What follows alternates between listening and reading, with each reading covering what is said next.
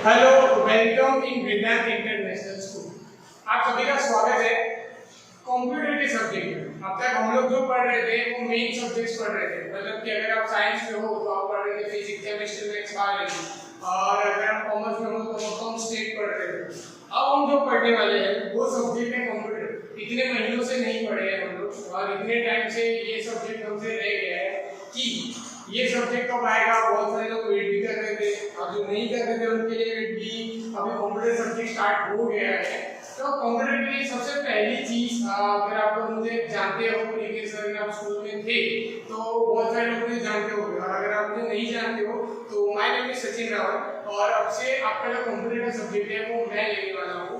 Okay, तो सबसे पहले आज ये जो लेक्चर है ये सिर्फ इंट्रोडक्शन लेक्चर है कि कंप्यूटर में क्या आता है, आपने क्या क्या सीखा है, ये सारी चीजें रिकॉल करेंगे, क्या क्या चीज आएगी और नेक्स्ट ईयर के लिए आप क्या प्रिपरेशन करोगे, मतलब कि 12th स्टैंडर्ड के लिए आप कंप्यूटर कैसे प्रिपेयर करोगे और कंप्यूटर क्यों जरूरी है 12th स्टैंडर्ड में। ओके, तो इस सारी चीजों की डिस्कशन ये पहले लेक्चर में करेंगे। इसलिए सबसे पहले मैं ये बता दूं कि अब तक अगर जब तक कंप्यूटर के वीडियो स्टार्ट नहीं हुए थे तो मोस्ट ऑफ के पास कंप्यूटर की बुक होगी, बट जिसके पास कंप्यूटर की बुक नहीं है तो वो लोग कंप्यूटर की टेक्स्ट बुक ले लेंगे। ओके, हमें सिर्फ क्या करना है, टेक्स्ट बुक ले लेनी है। टेक्स्ट बुक लेके आपको जब भी लेक्चर्स हो तो टेक्स्ट बुक लेके बैठना है, जिससे मैं जो पढ़ाऊंगा वो आपको और अच्छे से आइडिया आएगा, आपको और अच्छे से पता चलेगा कि क्या मैं कहना चाहता हूँ और कौन सी लाइन में मैं क्या पढ़ा रहा हूँ। ओके, और अगर आपको कोई डाउट होगा तो आप क्या करोगे, जब वीडियो देख रहे हो तो पेंसिल से उसके नीचे अंडरलाइन कर दो। जब भी डाउट्स वाला लेक्चर होता है या जब भी हम लोग लेक्चर में मिलेंगे, 1-to-1 मिलेंगे अगर फ्यूचर में, ओके, तो हम वो चीज तब सॉल्व करेंगे। Okay, clear. तो क्या करोगे, जब भी लेक्चर होगा आप लोग अपने अपने पास अपनी बुक रखोगे। अगर किसी ने बुक परचेज नहीं की तो परचेज कर ले, अगर उसको परचेज नहीं मिल रही है, मतलब कि अभी तुम लोग बड़े हो गए हो तो बहाने निकलेंगे कि सर स्टोर पे बुक अवेलेबल नहीं है, हम बाहर नहीं जा रहे हैं, ये वो, तो आप लोग गूगल में जाओगे, वहां लिखोगे computer book 11th standard Gujarat board. Okay, English medium वाले इंग्लिश मीडियम ऐड करेंगे, गुजराती मीडियम वाले गुजराती मीडियम लिखेंगे, तो आपको वहां से आपकी बुक मिल जाएगी। ओके, साइंस और कॉमर्स दोनों स्ट्रीम के लिए बुक सेम है, कोई बुक में चेंजेस नहीं है। ओके, तो आपको अगर बुक नहीं ले रहे हो अगर स्टेशनरी से तो आप लोग अपनी ई बुक भी रख सकते हो अपने पास मोबाइल में, या उसकी प्रिंट निकाल देना पीडीएफ की तो भी चलेगा। और आपके पास बुक होनी चाहिए जिससे आपको एमसीक्यू सॉल्व करने में इजी रहेगा। आपको जो चीज अभी आएगी वही चीज आपको 12th स्टैंडर्ड में काम में आएगी। क्लियर। तो कंप्यूटर सब्जेक्ट के लिए अब दूसरी बात जो इंपॉर्टेंट है, बहुत सारों के पास अगर घर पे लैपटॉप या डेस्कटॉप नहीं है तो ऐसा कोई इंपॉर्टेंट नहीं है कि आपको खरीदना ही है कंप्यूटर के लिए। समझ गए।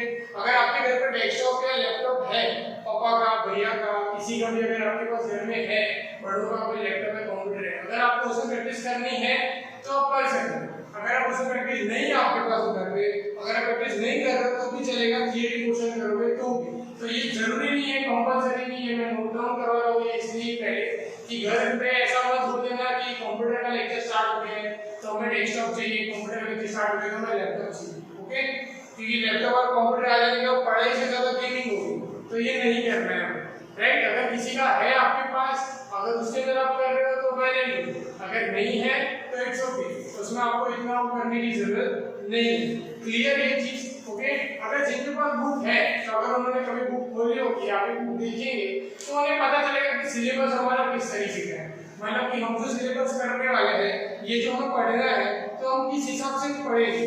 और उसके लिए सबसे पहले इंपॉर्टेंट बात हम कर लेते हैं नेक्स्ट ईयर की, मतलब कि अगर आप 12th स्टैंडर्ड में आओगे तो 12th स्टैंडर्ड में आपके लिए कंप्यूटर क्यों इंपॉर्टेंट है। अब तक सबको पता होगा कि 12th स्टैंडर्ड में जो कंप्यूटर की एग्जाम है वो कंपलसरी एग्जाम है।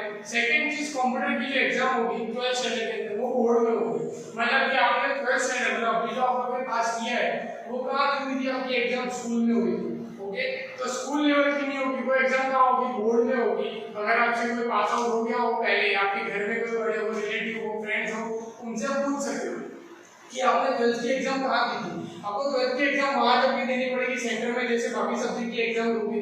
तो इसके लिए कंप्यूटर अभी से आना जरूरी है। अब तक जो हुआ नहीं किया, जो नहीं आया वो चल जाएगा, पर अब से ये साल से अगर ध्यान दोगे तब जाके नेक्स्ट ईयर जब कंप्यूटर आएगा तो अभी पढ़ा होगा तो आपको नेक्स्ट ईयर थोड़ा इजी लगेगा और नेक्स्ट ईयर आप कंप्यूटर पे स्कोर कर सकते हो।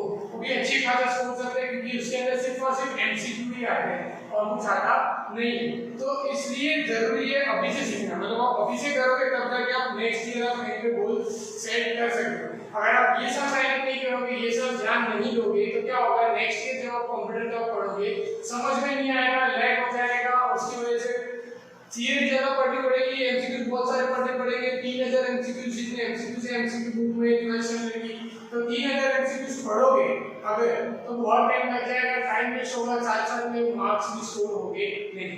बेटर है अभी से थोड़ी थोड़ी प्रैक्टिस करो इसकी।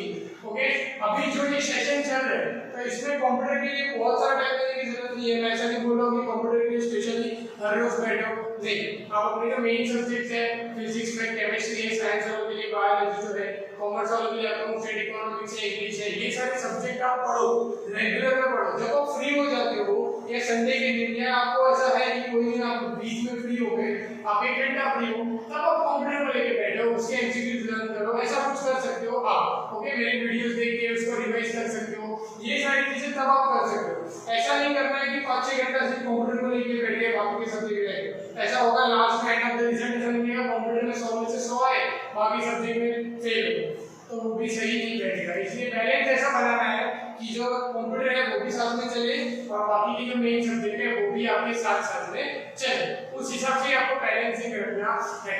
ओके, तो अब हम आ जाते हैं हमारे सिलेबस पे कि 11th स्टैंडर्ड में आपका सिलेबस कितना है। तो आपको टोटल कितने चैप्टर्स हैं? 13। ओके, कितने चैप्टर्स हैं टोटल? आपके पास 13 चैप्टर्स हैं। अब इन 13 चैप्टर्स को डिवाइड किया होगा अलग अलग टेक्नोलॉजी में। तो ये कैसे डिवाइड किया होगा बता दो। पहले आपके 1 to 5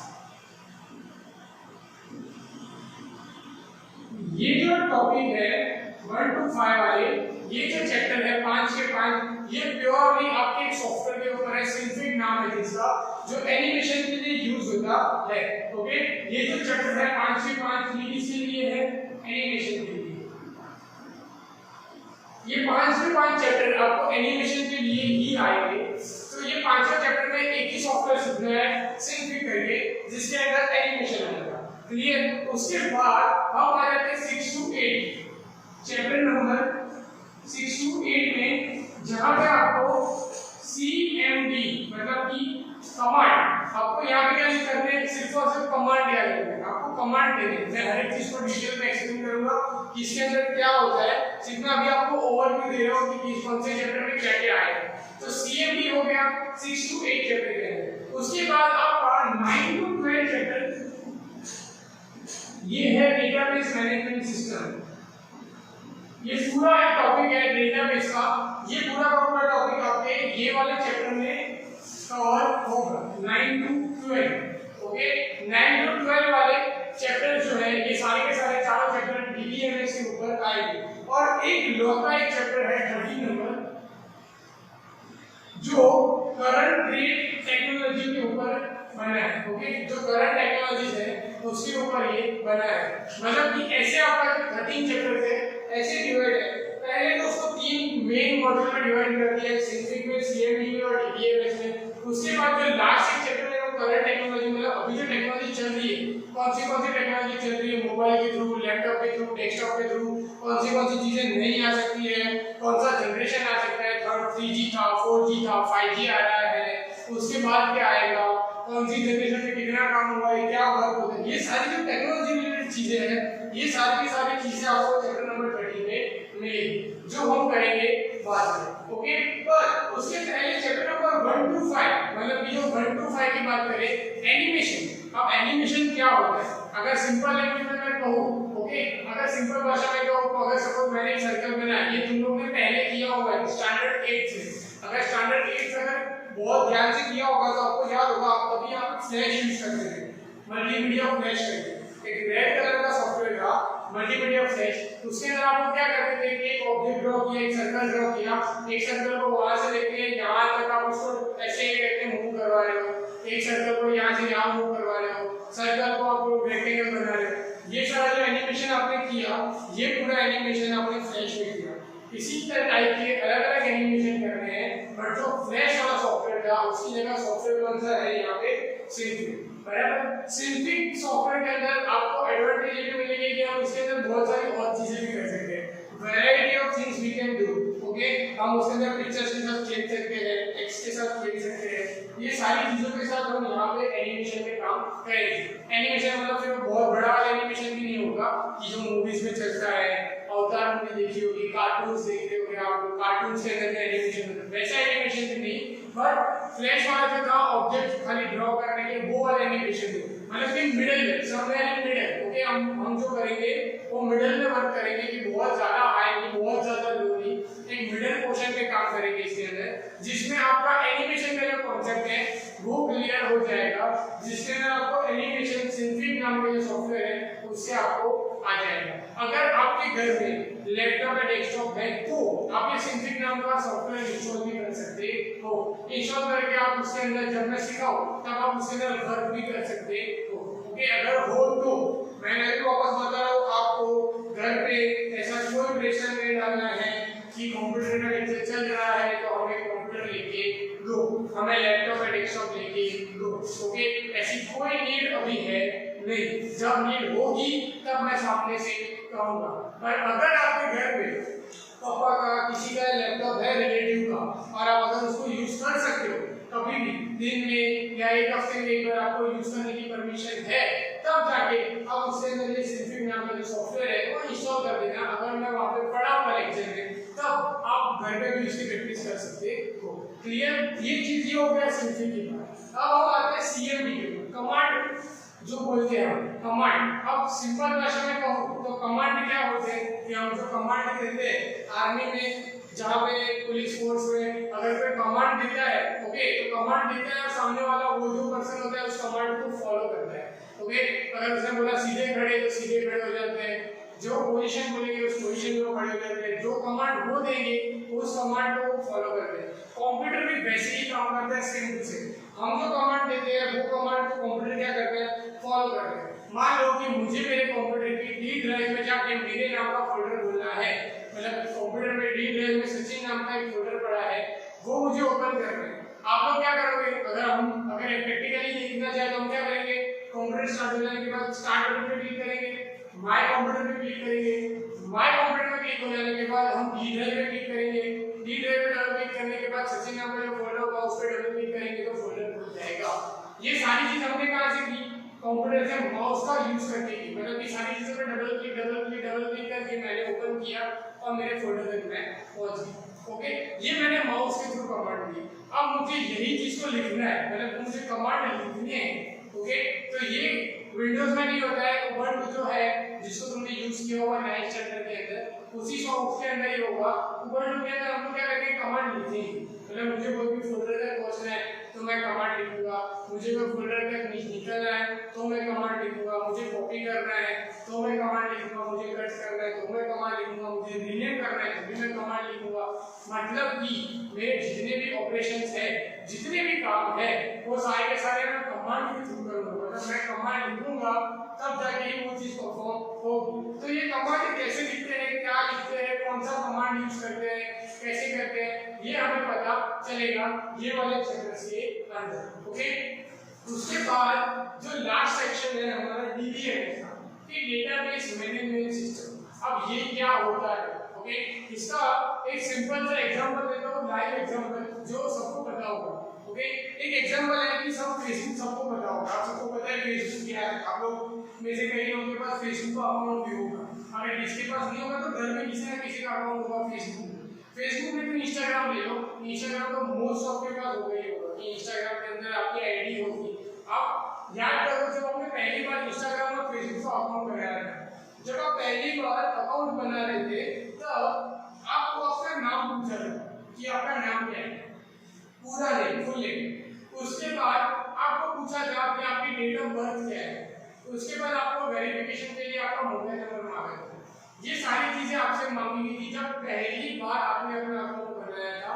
तब जब ये आपने अकाउंट बनाया, अपना मोबाइल नंबर डाल दिया, अपना नाम डाल दिया, अपनी डेट ऑफ बर्थ डाल दी, जेंडर डाल दिया, सब चीज आपने फिल कर दी, सारी चीज हो गई।